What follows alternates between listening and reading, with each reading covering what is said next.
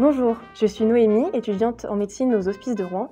Nous sommes le 6 juin 1944 et les Alliés viennent de débarquer sur les plages de Normandie. Je vais vous apprendre aujourd'hui à vous servir des garrots américains et britanniques. Dans des événements impliquant beaucoup de victimes ou quand les secours prennent du temps à arriver, une hémorragie peut être fatale du fait de la perte de sang. Dans ces situations, les garrots peuvent être utiles pour arrêter le saignement en attendant l'arrivée des secours.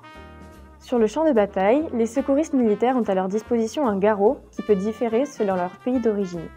En cas de saignement abondant ne s'arrêtant pas à la compression, on peut utiliser le garrot. Le Singer's Tourniquet est utilisé par les soldats britanniques, notamment par la Royal Air Force et la Royal Army Medical Corps. Il s'enroule autour de la racine du membre, est maintenu grâce à une boucle à picot et se serre grâce à une vis jusqu'à arrêter l'hémorragie. Le garrot utilisé par les soldats américains est un peu différent. Il est muni d'une pince à picot qui permet de le serrer après l'avoir positionné à la racine du membre. Vous pouvez également improviser un garrot avec une bande de tissu. Commencez par bien protéger la peau avec une épaisseur de tissu, puis enroulez la bande autour de la racine du membre. Faites un nœud, prenez un bâton et tournez jusqu'à ce que le saignement s'arrête. Immédiatement après avoir posé le garrot, vous devez prendre les antibiotiques que vous portez sur vous, vous allonger et vous couvrir pour prévenir l'état de choc.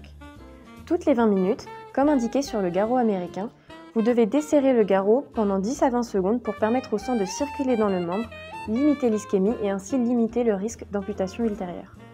Pensez à noter l'heure à laquelle vous avez posé le garrot pour faciliter la prise en charge médicale.